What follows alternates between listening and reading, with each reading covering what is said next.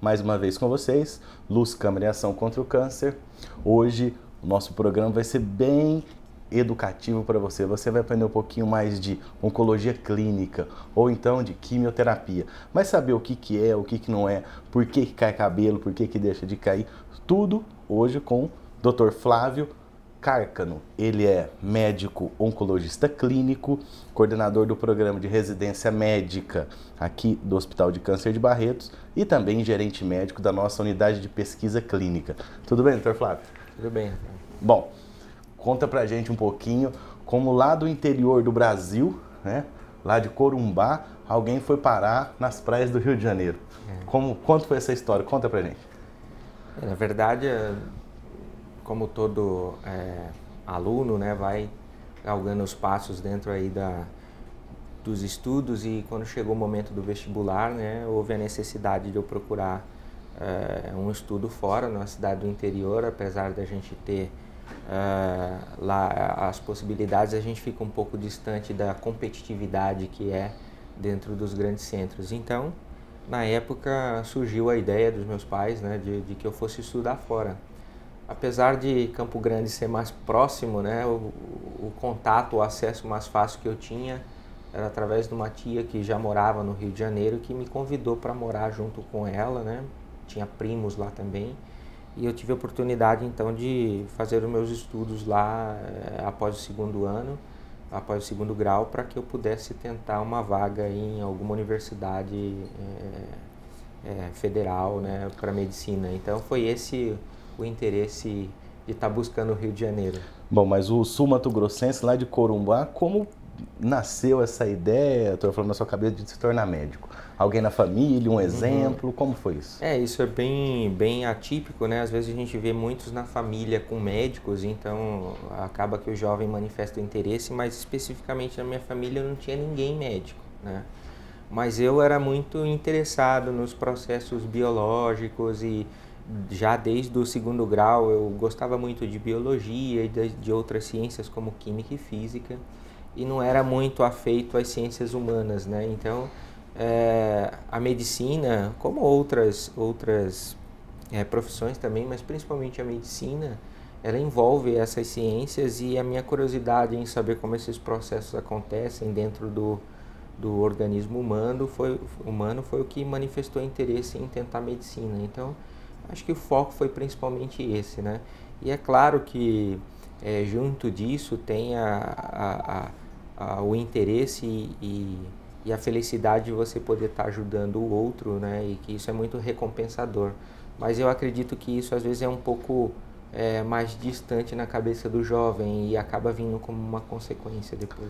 Doutor, o senhor sabe o seguinte, aqui nós já entrevistamos vários médicos e não é a maioria que tem parente na família, não. Muitos falam, eu sou a ovelha negra, a ovelha branca da família, porque é a roupa branca, né? Mas não são muitos, não. São muitos. E o sul-mato-grossense, lá do meio do Brasil, chegou no Rio de Janeiro, a primeira coisa foi pra praia, né? Era 5 dias precisando na praia, ou não é bem assim? Porque vestibular com medicina é um pouco complicado. É um pouco complicado, né? Eu já havia tido a oportunidade de conhecer a praia, né? Mas é claro que você, tendo aquela vida interiorana, né? Chegando numa grande cidade com praias, é muito atraente, né? Pra gente poder se divertir mas e aproveitar. Tinha um foco, né? Mas eu tinha um foco, né? Então, assim, o pessoal, quando eu voltava de férias para casa, brincava comigo: nossa, você tá branco, não pegou nenhum bronzeado. Mas é exatamente isso. Nesse sentido, eu estava lá para estudar. É claro que eu tinha um pouco de entretenimento, mas não era o mais frequente, né? Então eu me foquei nos estudos, e até que eu conseguisse ser aprovado em alguma universidade para medicina. Então eu ia pouco às praias. E né? assim, esse seu esforço, claro, ele foi recompensado. Você fez sua formação aonde?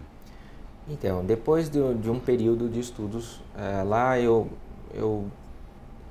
tentei em algumas universidades, e eu acabei sendo aprovado na Universidade Federal Fluminense, que não é exatamente no Rio de Janeiro, mas dentro da região metropolitana, na cidade de Niterói.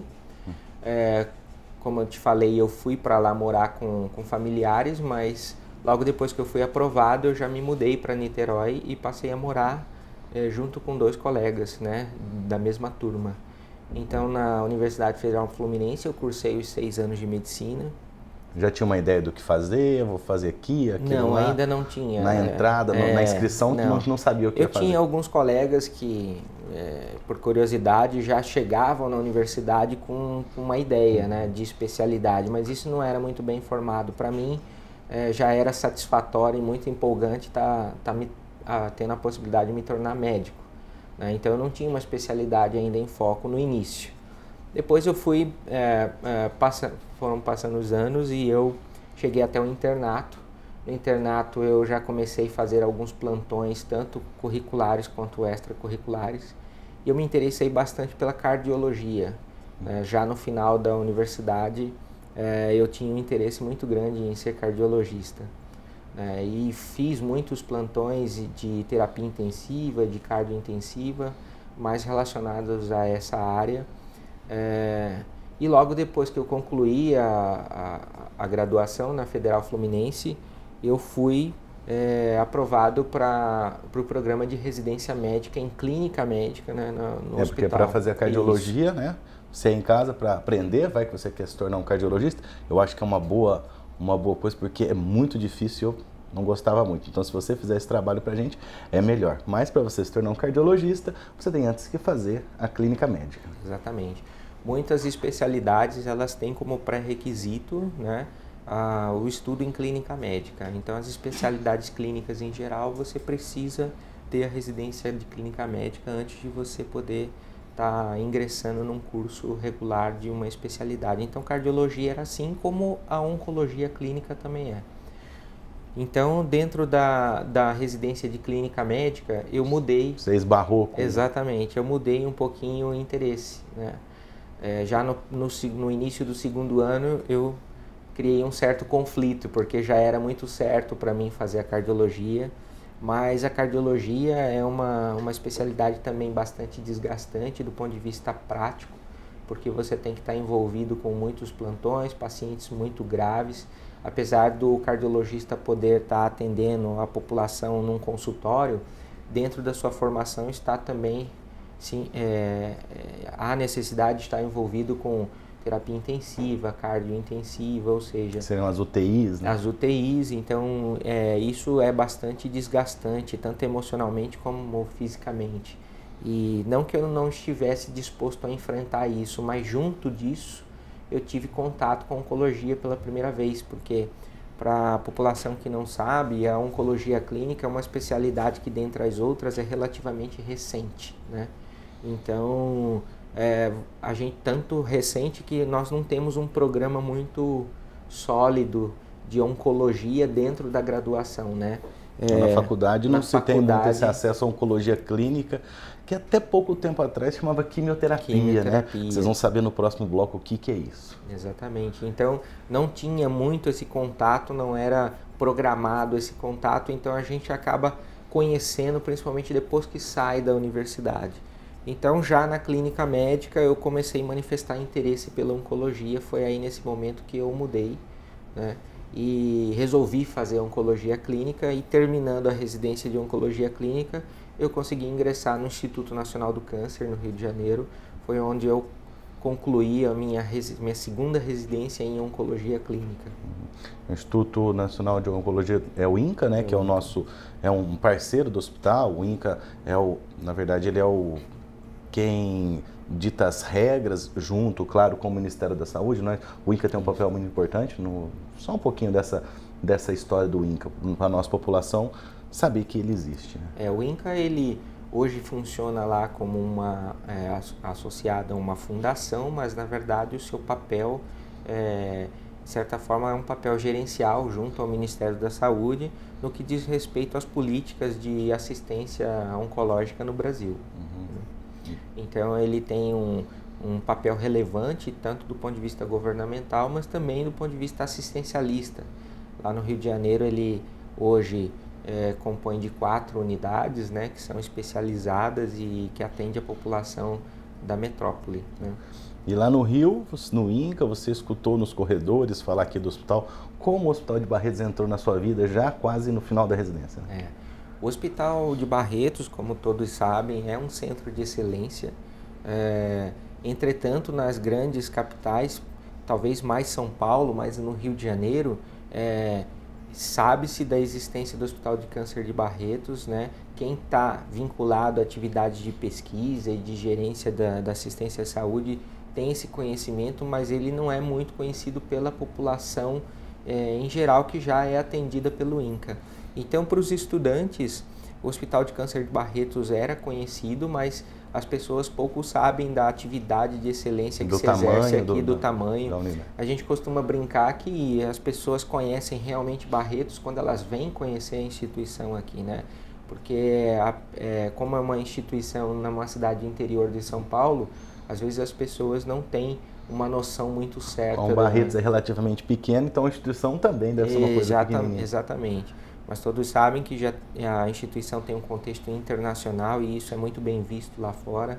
Mas o meu conhecimento de Barretos veio através de um colega que também teve a formação no Instituto Nacional do Câncer e que à época já trabalhava aqui e que divulgou para a nossa equipe lá a necessidade de oncologistas. Então eu manifestei interesse em conhecer. Eu já tinha ouvido falar de Barretos, mas a mesma história, eu não conhecia exatamente como a instituição funcionava, onde era a cidade, como era para estar aqui. E eu manifestei interesse e antes mesmo de me formar eu fui convidado a conhecer a instituição. Então foi muito bem recebido e me mostraram toda a instituição e foi nesse momento que eu passei a pensar em poder estar integrando a equipe aqui em Barretos. Mas isso você vai falar para a gente já já. Você, claro, de Barretos, conhece a cidade, conhece o nosso hospital, mas divulgue essa ideia, divulgue o hospital, divulgue a nossa cidade. Para isso, use mão, utilize o Facebook, www.facebook.com/hcancerbarretos. Nós voltamos já, você vai ficar agora com o quadro Aconteceu.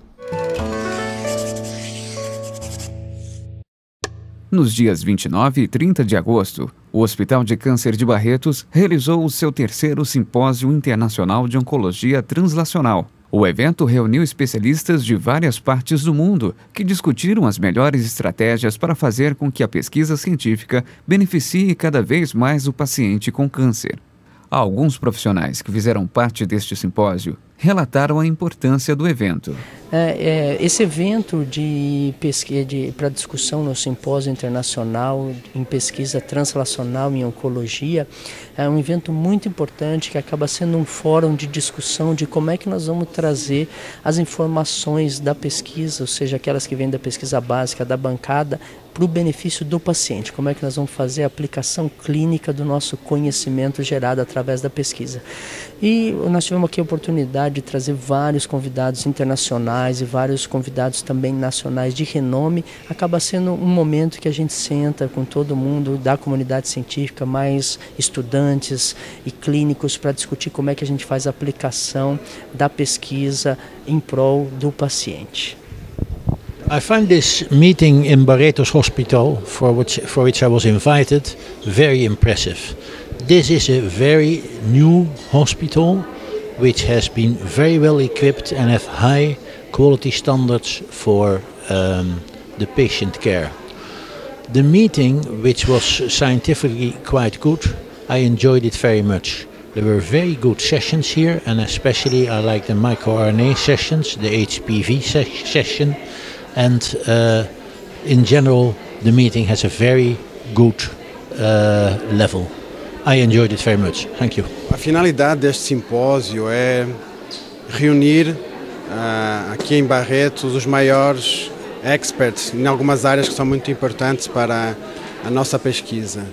E contamos com mais de 30 palestrantes nacionais e internacionais que têm permitido formar não só os nossos membros, quer do hospital, quer do centro de pesquisa, como mais participantes. A gente teve mais de 120 participantes,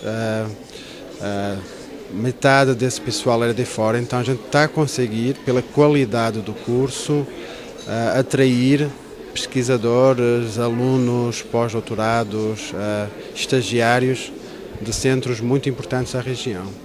Então está a ser um sucesso, o auditório está sempre repleto, há sempre imensas perguntas, já está a haver uma interação muito grande entre os alunos e os professores.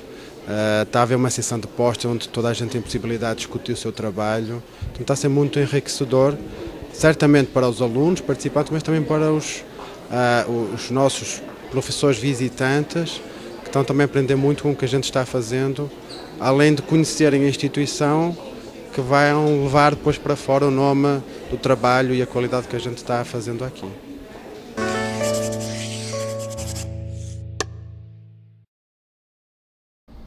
Olá, voltamos. Luz, Câmara e Ação contra o Câncer. Hoje o nosso entrevistado é o Dr. Flávio, ele é um oncologista clínico e está contando para vocês um pouquinho da sua trajetória. Nesse momento ele acabou de chegar em Barretos. Ele vai contar como foi essa experiência, veio do Instituto Nacional do Câncer, o INCA, um centro grande, famoso, de reconhecimento, e chegou aqui na nossa pequena Barretos, no nosso hospital que, como vocês sabem, lá fora ainda não é muito conhecido pela população. População científica, os médicos, toda a parte científica, os paramédicos, eles conhecem, mas o Brasil inteiro ainda não. E devagarinho nós vamos entrando na cabeça da população e no coração, que é o lugar mais importante, claro, com a sua ajuda. Dr. Flávio, chegou aqui em Barretos, falei, vai ter carroça no meio da rua, né? O hospital tem 2 leitos só e não era bem assim, né? Exatamente. A cidade grande, para os nossos padrões, é uma cidade boa, né? E o hospital com essa estrutura. Como foi esse impacto? Eu tive algumas, vamos dizer assim, vantagens, né? Porque eu nasci no interior, né? Então eu já tinha um pouquinho de conhecimento em relação de como é que é a vida no interior. Eu esperava que fossem mais ou menos os mesmos padrões, né? Mas é um pouco melhor do que isso, no sentido de que o interior de São Paulo é um lugar muito bom de se viver, né? E em relação à família, minha esposa também, apesar de não ser da mesma cidade que eu, da mesma região que eu, ela também nasceu no interior de Minas Gerais, então para ela também isso não seria um grande problema. É claro que acaba sendo um pouco mais difícil, porque a gente passou cerca de 12 anos numa grande cidade, então os acessos são diferentes, as facilitações são diferentes, mas também tem outras dificuldades que a gente também queria fugir, né? Trânsito, uma vida corrida, estressante. Aqui para chegar no hospital às 7, a gente acorda às 5 para 7, né? Exatamente. É uma vantagem que às vezes você em casa não pensa. Você chegar no seu trabalho, você acorda 5 minutos antes, você já está lá. Exatamente. E lá, enquanto eu morava lá, eu morava em Niterói e trabalhava no Rio. Quer dizer, eu acordava bem cedo, tinha que enfrentar engarrafamento na ponte Rio-Niterói, que tem 11, 13 quilômetros, até chegar na cidade. Isso era todo dia para ir, todo dia para voltar, né? Então, chegando em Barretos foi uma feliz surpresa. Como eu lhe disse, eu vim conhecer antes a instituição e já fiquei bastante impressionado com a estrutura, com a proposta de trabalho, da forma como as pessoas se relacionam aqui dentro. E isso tudo me interessou e eu vi uma grande perspectiva de poder estar contribuindo e também de poder estar crescendo profissionalmente aqui. Então eu voltei não tendo dúvidas de que sim, aqui seria uma opção, e fiquei muito feliz quando eu fui selecionado para poder estar ingressando a equipe aqui. Nessa sua primeira visita, você teve algum contato, você viu alguma situação na forma como o hospital trata os pacientes, ou foi apenas informado, porque essa é a nossa grande bandeira, a humanização, né? O tratamento além do remédio, o tratamento com carinho e amor. Isso, na sua primeira visita, você já chegou, bom, tem alguma coisa diferente aqui, ou foi uma coisa mais rápida? Não, sim, isso foi... eu fui apresentado a toda a instituição, como é que seria o modelo de trabalho, né? Mas isso foi uma característica bastante marcante, que já foi colocada pelo colega que me mostrou, mas que também eu pude ter a oportunidade de ver na prática, né? A questão do acolhimento, da humanização, da atenção ao paciente, que não diria que não existe isso em outras instituições, mas aqui realmente é uma coisa que é buscada e que é obrigatório, né? Assim como você precisa consultar, examinar o paciente, fazer o tratamento, você também durante todas essas etapas tem que imprimir uma humanização muito bem colocada para os pacientes. Isso daí foi uma coisa também que me deixou bem satisfeito de poder ver, e entender que trabalhar numa instituição assim eu poderia estar ajudando de uma forma melhor, né, o paciente. Bom, doutor Flávio, agora conta pra gente esse universo que você está em casa, você pensa, bom, meu parente teve câncer, ou então alguém da família, conhecido, qualquer pessoa, você escuta a palavra câncer, você já associa com a pessoa careca, né? Claro, uma doença difícil de ser tratada, mas a pessoa sem cabelos pela ação da medicação, e câncer basicamente não é assim, mas na população câncer é igual a quimioterapia, que vou lá no médico da quimioterapia, o quimioterapeuta. Conta um pouquinho pra gente o que é essa quimioterapia, que médico da quimioterapia é oncologista clínico e não um quimioterapeuta. Um pouquinho dessa história para a população, para você que está em casa, descobrir que você não precisa ter medo, né, da quimioterapia. A quimioterapia está aí para ajudar, né? Então é mais uma arma na luta contra o câncer, e principalmente as mulheres que fazem o tratamento para câncer de mama, o maior medo, além desse primeiro que é da doença, depois do diagnóstico, eu vou ter que fazer quimioterapia, meu cabelo vai cair. Não é bem assim, né? Tem esse lado, mas conta um pouquinho dessa história, dessa evolução da quimioterapia, oncologia clínica aqui no hospital. Exato. Na verdade, o tratamento do câncer ele não pode ser feito por um profissional só, jamais. Ele precisa de um atendimento multidisciplinar. Então, hoje, o tratamento adequado do câncer passa por diversos especialistas. E o conhecimento de tratamento do câncer, assim como de outras doenças, ele evoluiu no decorrer do tempo. Então, inicialmente, quando o câncer surgia, você tinha a cirurgia. E a cirurgia tentava retirar todo o tumor, né? Mas muitas vezes isso trazia mutilações ou gerava uma morbidade, um prejuízo na qualidade de vida muito grande do paciente, sem que muitas vezes se alcançasse a cura. Então depois veio o surgimento da radioterapia, e dentre essas especialidades que são muito importantes até hoje no tratamento, veio a quimioterapia. No início, esse nome ficou muito forte, primeiro porque foi associado a medicamentos que eram tóxicos, né? São tóxicos porque geram náuseas, vômitos, queda de cabelo, né? E eram feitos principalmente por clínicos ou às vezes até cirurgiões, porque não havia uma formação e uma especialidade já definida para tratar essa questão. Com o decorrer do tempo, isso ficou muito consolidado com o surgimento de novas medicações, conhecidas como quimioterapia, né? E houve a necessidade de ter um especialista dedicado a isso. E hoje o conhecimento sobre o tratamento do câncer, no que envolve a quimioterapia e outras drogas, ele é imenso, é vastíssimo. Então, você não consegue hoje não ter um profissional que só faça isso, né? Então, a quimioterapia surgiu daí. Ela ficou muito estigmatizada porque os tratamentos sempre tiveram um perfil de toxicidade muito grande e que geravam uma modificação estética que era muito marcante, a queda do cabelo. Mas até para a população entender, não é toda a quimioterapia que faz cair o cabelo, né? E às vezes as pessoas se associam à quimioterapia forte ou fraca para cair ou não o cabelo. A vermelha e a amarela. E isso é natural, né? Porque o paciente que está naquela condição, ele faz as suas associações, né? Então, quimioterapia, cair cabelo, vê a cor da medicação, associa que é mais forte ou mais fraca.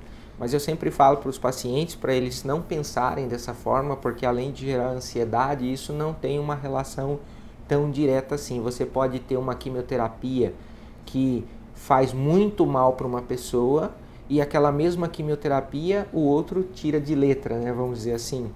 Por que que isso acontece? Porque depende das características do organismo de cada paciente, né? Depende do seu metabolismo, depende da forma como o organismo de cada pessoa lida com aquela droga, com aquela medicação. Então não dá para o teu médico dizer assim, essa quimioterapia é forte ou fraca. A gente instrui, obviamente, que existe uma probabilidade de tais e tais efeitos colaterais, mas não que necessariamente ele vai acontecer. Eu acho que isso é importante explicar para tirar esse estigma e para o paciente que precisa se tratar entender que não necessariamente ele vai passar mal com o tratamento, né? Bom, essas informações e outras informações a respeito do tratamento do câncer com a quimioterapia, o Departamento de Oncologia Clínica, você vai saber no nosso próximo bloco. acesse o nosso site www.hcancerbarretos.com.br. Voltamos já com mais informações para você. Você vai ficar agora com o quadro Conhecendo. Hoje a gente vai falar um pouquinho, eu vou falar um pouquinho para vocês do que é patologia, o que o patologista faz. E porque nós somos uma especialidade fundamental dentro da oncologia, mas como não temos contato com vocês, pacientes, nós somos totalmente desconhecidos. A patologia é um ramo da medicina que estuda as doenças, né? Patos quer dizer doença. E então nós somos responsáveis por todos os diagnósticos finais. Então todo o material que o cirurgião retira de um paciente durante a cirurgia ou durante um pequeno procedimento como uma biópsia, ou até mesmo da citologia cervivaginal do preventivo ou Papa Nicolau que vocês fazem, o destino final é o laboratório de patologia, onde nós vamos processar esse material e vamos avaliar a morfologia das células que tem nesse tecido. Baseado nisso, nós classificamos ou damos o diagnóstico final. É esse diagnóstico que vai guiar o oncologista ou o cirurgião, o que eles vão fazer com os pacientes. Então, eu digo que é uma etapa fundamental porque um diagnóstico errado implica num tratamento errado e isso vai implicar de diminuição ou ausência de chance de cura. Então, o patologista não só na oncologia, mas a patologia é um dos 3 pilares da medicina junto com a fisiologia e a anatomia.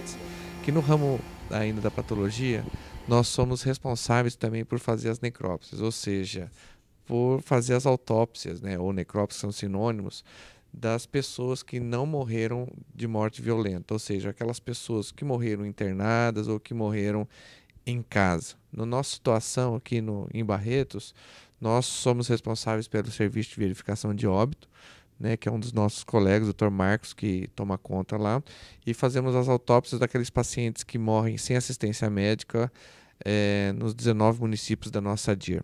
Bom, vamos então voltar ao que eu ia falar um pouquinho do ramo molecular da patologia, que está implicado com o avanço da medicina. Trouxe novos medicamentos e novas terapêuticas que com o tempo foi se descobrindo que nem todos os pacientes respondiam da mesma forma àquelas terapias. E com o avanço da medicina e da genética nós conseguimos descobrir que algumas drogas só respondiam em pacientes que tinham algumas alterações nos genes, em alguns genes específicos. E aí entra o patologista, porque todo o material que está aqui, que procede uma biópsia, fica num bloco de parafina e que através desse bloco de parafina nós conseguimos extrair o DNA e fazer o sequenciamento desses genes para ver se os pacientes são ou não elegíveis a fazerem determinadas terapias. Cada dia que passa tem novas drogas, tem novos testes a serem realizados, que nós estamos realizando aqui no nosso hospital, para dar uma melhor qualidade do tratamento, uma maior sobrevida e uma maior chance de cura a vocês, que são os nossos pacientes. Voltamos, Luz, Câmera e Ação contra o Câncer. Hoje nosso entrevistado é o Dr. Flávio. Ele é oncologista clínico e está tirando todas as suas dúvidas, te ensinando um pouquinho mais de uma parte do tratamento, que é a quimioterapia, que é conduzida pelo oncologista. Dr. Flávio, hoje a oncologia clínica, se não é do mesmo tamanho, maior é pelo menos do mesmo tamanho do departamento de cirurgia, que foi a grande evolução no câncer. Lá atrás foi a cirurgia, né? A primeira grande batalha que a humanidade travou contra o câncer e ganhou foi a introdução da cirurgia. Mas acho que hoje em dia a oncologia clínica é um pouquinho maior que o departamento dos cirurgiões. Eu sou cirurgião, dói falar isso, mas eu acho que a oncologia clínica é um pouquinho maior que o departamento da cirurgia. Por quê? Claro, na cirurgia também nós temos essa possibilidade, mas a oncologia clínica trata tumores, cânceres, que a cirurgia nem passa perto, né? Então, departamento grande. Na verdade, como eu vinha dizendo, o conhecimento do manejo, do tratamento do câncer evoluiu em cada uma das suas modalidades, né? Então, a cirurgia, a radioterapia e a oncologia clínica dentro da história, vamos dizer que é o filho mais novo, né? Mas a ciência cresceu muito, né? E hoje o oncologista clínico ele está em todas as fases do tratamento do câncer, desde o seu diagnóstico e tratamento da doença localizada, assim como da doença avançada. E assim como prevenção também, assim né? como prevenção também. Nós temos a quimioprevenção. Porque o paciente que chega ao oncologista, ele pode já ter tido câncer, ou às vezes é um familiar que veio indicado, e é também papel do oncologista atuar com práticas preventivas também nesse sentido, né? Assim como outros profissionais que tratam do câncer. Mas hoje, como eu estava dizendo, o tratamento multidisciplinar é importante. Para a grande maioria dos tipos de cânceres, não tem condições do oncologista fazer tudo sozinho. Ele precisa do cirurgião, ele precisa do radioterapeuta. Então é óbvio que em algumas doenças você só tem a radioterapia que é efetiva, ou a quimioterapia que é efetiva, ou que só a cirurgia é efetiva, mas eu já lhes digo que isso é exceção. Na maioria das vezes você precisa atuar conjuntamente. E apesar da quimioterapia ser a bandeira, né, do oncologista clínico, vamos dizer assim, tratamento, a principal arma de tratamento, hoje não há mais só a quimioterapia para tratar o câncer, né? Você dispõe de drogas que manipulam os mecanismos hormonais do organismo, e isso é muito importante. Um exemplo típico é o câncer de mama e o câncer da próstata, que são tipos de cânceres que se desenvolvem, pelo menos nas suas fases iniciais, às custas do estímulo hormonal. Então, nós dispomos de medicamentos que manipulam ou que alteram esse estímulo hormonal a ponto de também matar a célula do câncer. Nós temos que lembrar que os medicamentos utilizados pela oncologia clínica, eles são vários, né? É uma vasta gama de medicamentos. É como se fosse, só para o telespectador fazer uma associação, como se fossem os antibióticos. Nós temos várias classes de antibióticos, como várias classes de medicamentos no combate ao câncer, na oncologia clínica. Nós temos primeira geração, segunda geração, além desses medicamentos mais específicos que o senhor falou, né? Exatamente. Fazendo um paralelo, né, como você mesmo colocou, quando a gente vai e toma um antibiótico para tratar uma infecção, por exemplo, o paciente tem uma pneumonia, ele tem uma infecção, ou seja, houve um processo infeccioso porque bactérias se proliferaram no pulmão, gerando uma pneumonia. Então você toma um antibiótico. O antibiótico é um produto químico que é colocado na circulação sanguínea, seja pela veia ou porque você ingeriu e o organismo absorveu, e essas medicações, esses produtos químicos vão chegar até onde aquelas bactérias estão e vão matar por um efeito tóxico aquelas bactérias. Então, como o se fosse uma antibiótico, quimioterapia, só que é com outro nome. Exatamente. E as bactérias estão se proliferando ali e elas passam a morrer pelo efeito do antibiótico.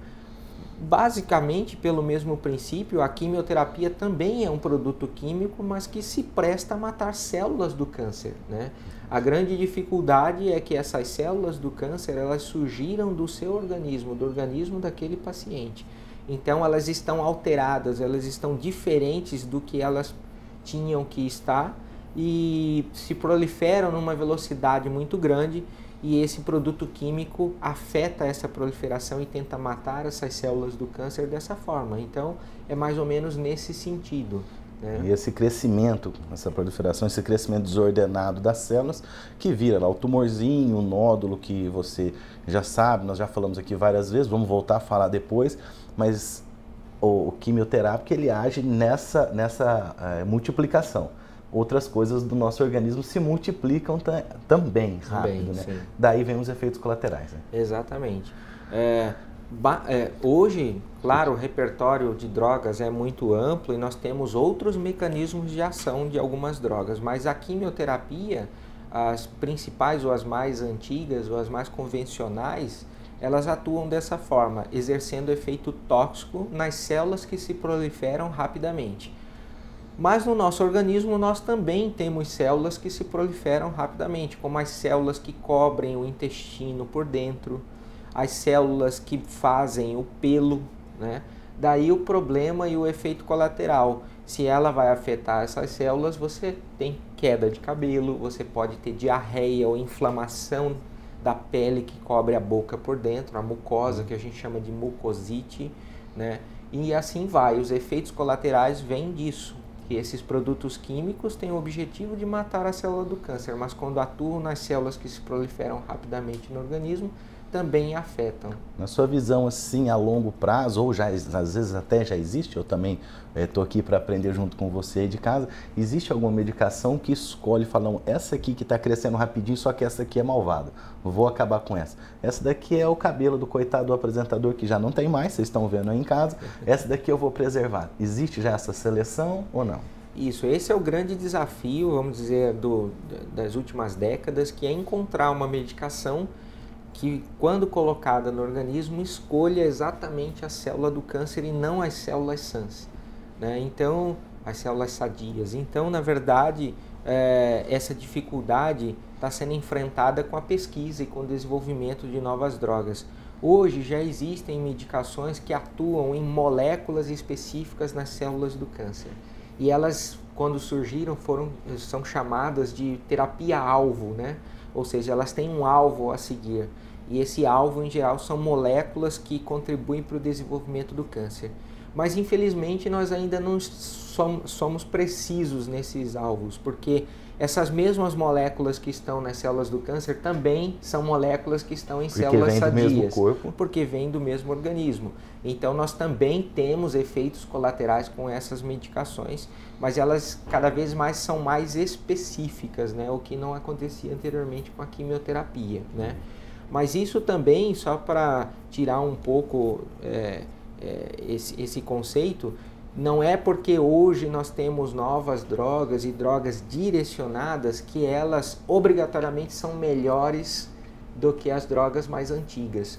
Depende muito do conhecimento que se criou em cima daquilo e da experiência, né? A gente brinca que é panela velha que faz comida boa, né? Então, muitas vezes uma quimioterapia antiga ainda continua sendo muito efetiva no tratamento de alguns tipos de câncer até hoje. Isso são as gerações, né? São gerações. Primeira geração, segunda geração, não quer dizer que a mais moderna é a melhor. Exatamente. Como acontece, doutor, pessoal, só entender rapidamente, porque depois no nosso próximo bloco você vai ficar sabendo o que o hospital está fazendo, né? Olhando para o futuro, as pesquisas e tudo mais. Isso no próximo bloco, mas por enquanto, conta pra gente essa escolha. Vamos supor, eu estou lá com a minha pneumonia, aquele paralelo que o senhor fez, tomei um antibiótico, tenho lá minha lesão, meu câncer e tomei uma quimioterapia. Não funcionou. Como é feita essa mudança? Passa para a segunda geração? Ou então, por que não começa a segunda geração já, de uma vez? Sim. Todo o conhecimento do tratamento, ele vem dos estudos, né? Das pesquisas. Mais precisamente o que a gente chama de ensaios clínicos, que a gente vai comentar depois.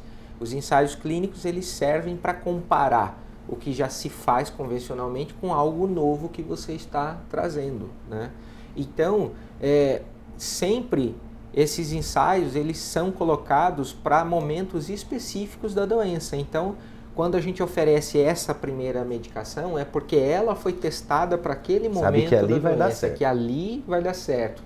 Muitas vezes essa mesma medicação já foi testada em outras fases da doença, em outros momentos da doença, mas isso é conhecido previamente que aquela medicação é o que está indicado para o primeiro momento.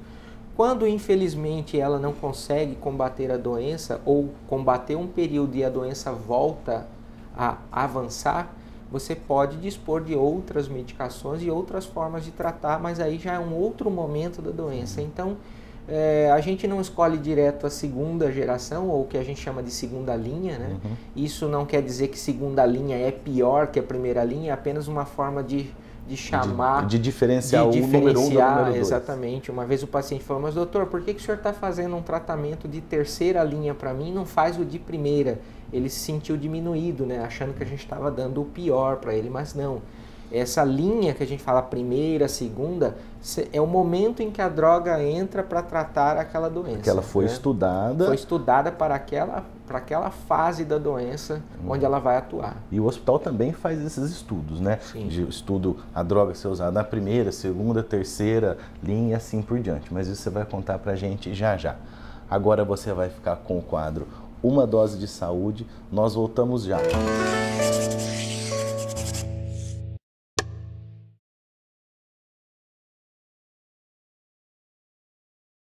Bom, catapora é uma doença causada por um vírus chamado vírus da varicela zoster.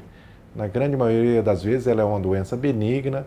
As lesões características da catapora, ela causa lesões de pele, elas começam com pequenas bolinhas vermelhas que evoluem para pequenas bolinhas contendo um líquido claro, que depois essas bolinhas se rompem e formam pequenas ulcerações, e depois isso evolui para as lesões crostosas, que a gente pode ver mais ou menos dessa forma.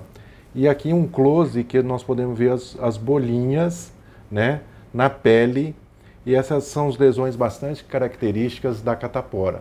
Ela pode envolver não só a pele, mas eventualmente, em casos particulares, ela pode acometer as lesões, a mucosa oral e causar doenças invasivas, às vezes causando pneumonia e infecções do sistema nervoso central, causando meningite ou encefalite. Essas são as formas mais graves de desenvolvimento da catapora. Nós estamos na fase dela, normalmente a catapora começa no inverno e vai até mais ou menos o mês de novembro. Então, nesse período, é muito comum observar um aumento do número de casos. Na grande maioria das vezes, a catapora é uma doença benigna que acomete principalmente as crianças, mas cerca de 50% das crianças e dos adultos nunca tiveram catapora. As pessoas de maior risco para ter uma catapora complicada são as crianças recém-nascidas, como a gente pode ver aqui nessa figura. Normalmente a criança recém-nascida, o bebê, ela tem uma baixa imunidade, por conta disso as lesões são bem mais exuberantes no corpo todo e podendo evoluir para formas graves de catapora, com pneumonia e encefalite, como eu coloquei anteriormente. Outra população que nos preocupa bastante, que possa complicar a catapora, são as mulheres grávidas. Como a gente vê nessa foto, são várias lesões. Também a grávida é considerada uma paciente que tem uma deficiência na sua imunidade e ela pode evoluir com catapora grave, às vezes com envolvimento pulmonar. Quando a catapora causa pneumonia, normalmente são pneumonias graves, como a gente pode ver na radiografia, acometendo os 2 pulmões e praticamente todos os pulmões. Normalmente, esses pacientes de risco, os recém-nascidos, as grávidas, os pacientes que estão em tratamento oncológico com quimioterapia, radioterapia, os transplantados, tanto de medula óssea como de órgãos sólidos, podem evoluir de forma grave com o acometimento pulmonar e inclusive que necessita de internação em UTI e ventilação mecânica, que são as formas graves. Às vezes tem uma mortalidade que pode chegar a 10, 20% desses pacientes podem morrer de catapora. Então é uma doença que preocupa bastante e que nós devemos ter todas as oportunidades de conhecê-la e também as oportunidades para prevenir. As recomendações para um indivíduo que está acometido por catapora, o tratamento com antiviral normalmente é indicado somente para as pessoas de risco, que são os imunodeprimidos, os que têm pneumonia, as grávidas normalmente precisam de algum tratamento antiviral. Na grande maioria das vezes é só tratamento sintomático, tratamento para acalmar um pouco a coceira que essas lesões produzem, remédio para febre e para dor e para irritabilidade. É muito importante a gente realçar que é proibido o uso de medicamentos contendo aspirina ou ácido acetil salicílico. Quando a pessoa com catapora toma esse remédio, ela pode evoluir de uma forma grave, né? E ter complicações graves da catapora se tomar esse medicamento. Mais uma vez, recomendamos que não se use medicamentos sem a orientação do médico. Isso é muito importante. Outra recomendação bastante importante é que o indivíduo com catapora, que ele deve permanecer em casa até que todas as lesões estejam secas. A catapora é altamente transmissível, é uma das doenças mais transmissíveis que existe. E o período de transmissão vai de 2 dias antes de aparecerem as lesões na pele até todas as lesões estarem secas. Então, durante todo esse período, o indivíduo deve permanecer em casa para evitar que passe essa doença para outras pessoas.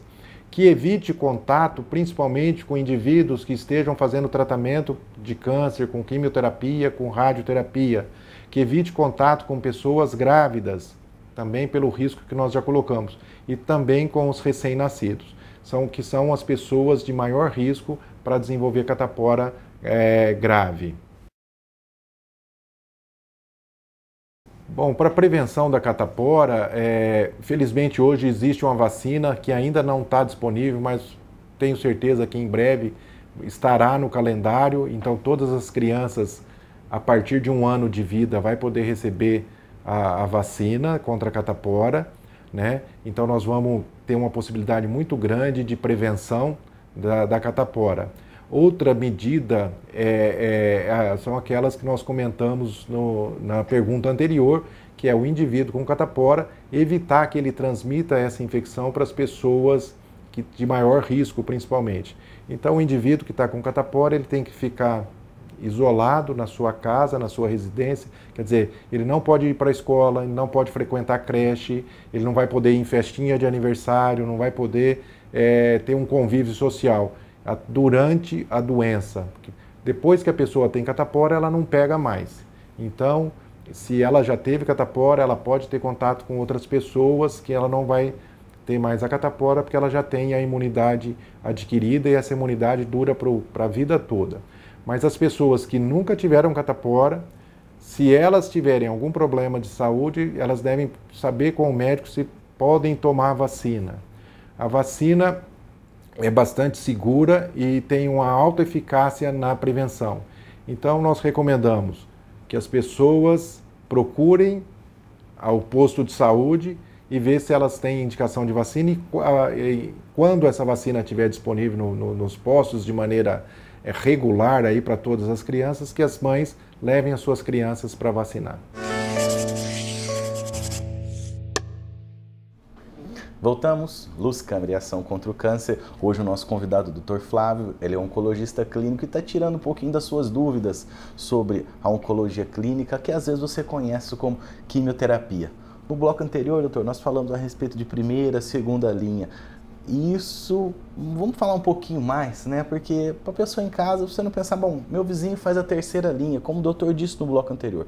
Ixi, o hospital deu uma coisa não tão boa para ele assim. Não é, né? Então vamos salientar um pouquinho mais para o telespectador. Essas linhas de tratamento, as fases, o remédio de primeira fase, de primeira linha, um pouquinho mais, só para o pessoal em casa fica bem sedimentado isso daí, né? Vamos contar para eles. Sim, em linhas gerais, né, você primeiro observa em que momento da doença a gente está oferecendo o tratamento. Nós temos a doença que ela está localizada, né? Muitas vezes a gente consegue alcançar essa fase da doença, ou seja, ela não se espalhou pelo corpo ainda, ela está localizada e porque provavelmente a pessoa fez uma prevenção, exatamente, observou os sinais, o corpo chamando, eu estou aqui, eu preciso da sua ajuda. Então, escute seu corpo também, além de fazer os exames de prevenção, claro. Exatamente, ela se atentou aos sintomas ou já participou de um programa de prevenção e isso foi importante porque aumentou as chances da gente fazer um diagnóstico com uma doença mais localizada. Com isso, a gente tem um objetivo de tratar e alcançar a cura. Mas, infelizmente, alguns pacientes já chegam quando a doença ela já se espalhou. E é importante salientar que, embora seja exceção, nem sempre porque a doença está espalhada não é possível alcançar a cura. Alguns raros tipos de câncer, mesmo com doença já avançada, desenvolvendo metástase, ainda existe um potencial de cura. Mas, infelizmente, na maioria dos casos, quando a doença já está avançada, você implementa um tratamento que a gente chama de paliativo, porque nós não temos mais condições de curar, mas nós temos condições de frear a evolução da doença para tratar. Nessa fase, nós temos as linhas de tratamento, né? A primeira linha é uma quimioterapia, ou uma droga, ou uma radioterapia, ou uma combinação de coisas, né? De cirurgia somado a rádio, com ou sem quimioterapia, enfim, isso tudo depende do tipo de câncer e da fase da doença. Se aquela primeira estratégia de tratamento falhou, a gente passa para uma segunda linha de tratamento, em que você usa, em geral, outro tipo de droga para travar uma batalha com esse câncer que está sendo mais resistente à primeira linha. E assim nós vamos, se falhar a segunda barreira de terceira. soldados que nós colocamos a favor do paciente. Não quer dizer que aqueles soldados são piores. Não quer dizer que nós estamos trazendo os soldados mais fraquinhos, né? A primeira batalha se encerrou, nós perdemos, mas nós estamos trazendo mais um pelotão para enfrentar a doença. Então, esse segundo pelotão é a segunda linha de tratamento. Então, isso que é importante, o paciente não está sendo tratado inadequadamente, só está sendo tratado numa fase diferente da doença e por isso recebe esses nomes. Então, você já sabe em casa que primeira linha é a primeira batalha. Temos a segunda batalha e com isso, para conseguirmos ganhar essa guerra, que na verdade é uma guerra contra a doença, contra o câncer. Doutor, o senhor falou no bloco anterior que, bom, os soldados da primeira linha, a primeira linha de batalha, ela já foi testada em algum lugar, né? Foi feita uma comparação. Aqui no hospital também nós temos essa preocupação, né, de testar a medicação, ver se funciona ou não funciona. Claro, testar quando você escuta em casa, fala, bom, vai testar em mim? Não, não é bem assim, né? Como funciona essa pesquisa clínica aqui no hospital? Isso, toda a instituição importante, como é a instituição, o Hospital de Câncer de Barretos, está associado à assistência, ou seja, o tratamento dos pacientes que chegam, o ensino, né? Nós temos aqui pós-graduação e residência médica e pesquisa, que fazemos aqui também. Então, existem pesquisas em diversos níveis, aquela pesquisa básica onde você testa moléculas ou comportamentos biológicos das células, e nós temos um centro grande disso aqui. Nós temos a pesquisa de observação, onde a gente vê o que já aconteceu através da investigação dos prontuários e tenta associar alguns dados e descobrir novas formas de conhecer essa doença. E nós temos a pesquisa associada ao que a gente chama de ensaios clínicos. É desse tipo de pesquisa que vêm as informações sobre novas drogas e medicamentos. O Hospital de Câncer de Barretos hoje conta com uma unidade de pesquisa clínica que começou em 2003, então basicamente após 10 anos nós saímos de menos do que 30 metros quadrados, hoje nós temos um espaço de cerca de 1.200 metros quadrados, novo e com uma equipe muito bem treinada para desenvolver ensaios clínicos, né? Esses ensaios clínicos, na maioria das vezes, eles são patrocinados pela indústria farmacêutica. Quem inventou a medicação. Quem inventou a medicação, ela quer testar para que isso seja comprovado que realmente funciona. Então, ela se vale dos centros de pesquisa no mundo inteiro. Então, hoje, pesquisas que são desenvolvidas aqui são desenvolvidas em diversos países do mundo. Então não é uma coisa que acontece só aqui. Não é uma coisa que acontece só aqui, ou seja, aquele paciente que está tratando naquele protocolo, ou seja, naquela regra, é a mesma regra que está seguindo um paciente que está tratando em outro país do mundo. Sempre norteado pelas questões de ética, né, e de respeito ao paciente, e isso tudo é regulado por diversas leis e diretrizes que a gente obviamente segue aqui. Então, a unidade de pesquisa clínica tem diversos ensaios clínicos onde dá a oportunidade para o paciente de Barretos estar participando de um tratamento que é inovador, um tratamento que pode se comprovar melhor do que o convencional, mas tem a oportunidade de estar recebendo isso de primeira mão também. Então, a pesquisa clínica é muito importante porque sem ela nós não avançamos no conhecimento de novas drogas. O paciente ele pode falar, não, eu não quero, né? Claro, antes de qualquer, ministrar qualquer remédio, o paciente fazer uso de qualquer medicação, é colocado isso para ele de uma forma bem clara e ele pode falar, não, doutor, eu não quero ir no convencional. Exatamente. Isso pode acontecer. Isso não é uma indicação médica, é uma opção, né?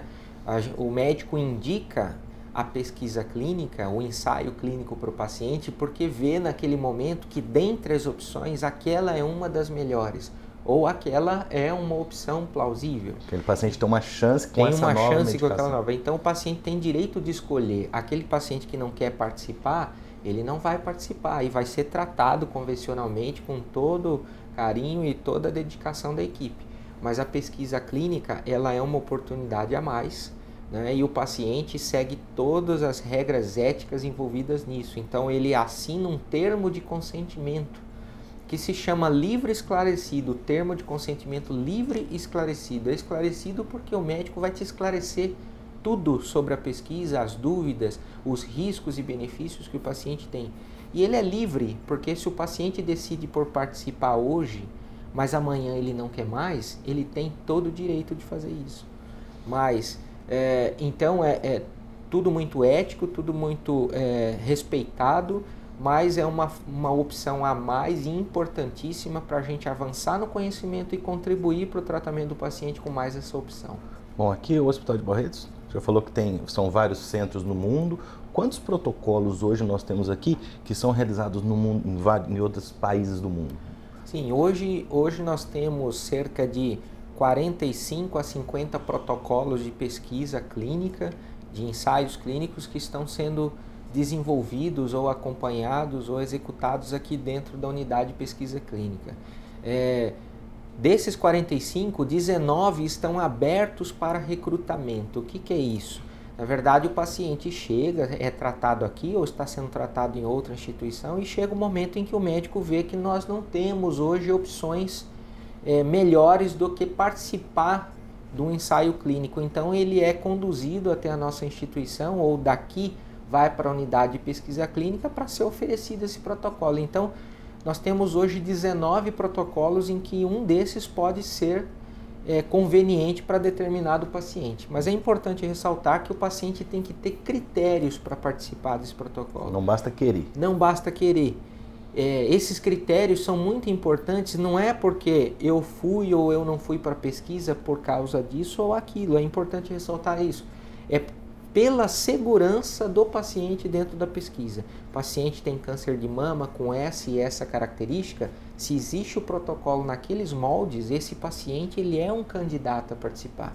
Mas às vezes o paciente que tem o câncer de mama, se ele, por exemplo, tem o rim que não funciona direito, ele não pode participar da pesquisa porque isso coloca ele em risco.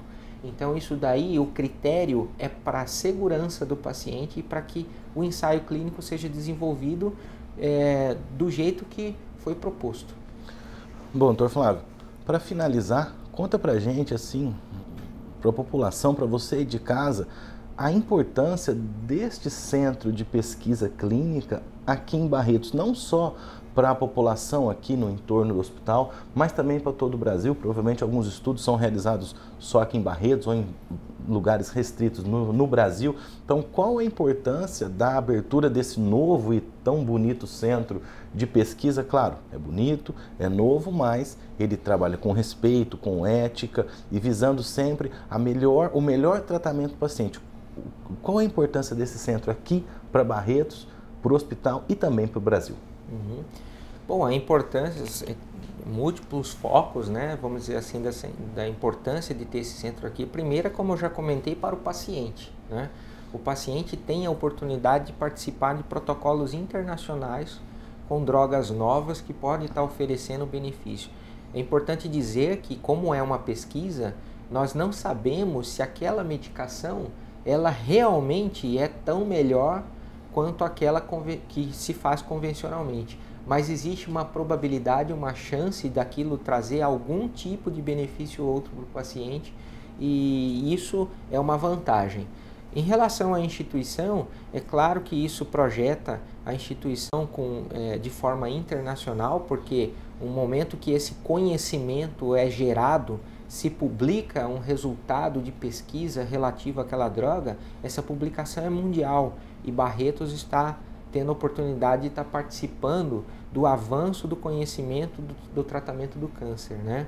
E do ponto de vista nacional, é claro que isso só reforça a importância e a relevância da nossa instituição para o Brasil, já que desenvolve todos esses protocolos de pesquisa com uma equipe treinada, com um espaço dedicado para isso e imprimindo a marca que é do hospital, com humanização, respeito e tudo mais. Bom, doutor Flávio, muito obrigado, queria agradecer. O doutor Flávio contou um pouquinho para vocês a respeito da quimioterapia, os efeitos colaterais, por que o cabelo cai, qual a vantagem da primeira, segunda e terceira linha, o porquê desses nomes e tudo mais. Hoje você ficou craque em oncologia clínica, em quimioterapia, mas não deixe de nos acompanhar www.hcancerbarretos.com.br. Você vai ficar agora com Trocando Ciência em Miúdos e voltamos em breve.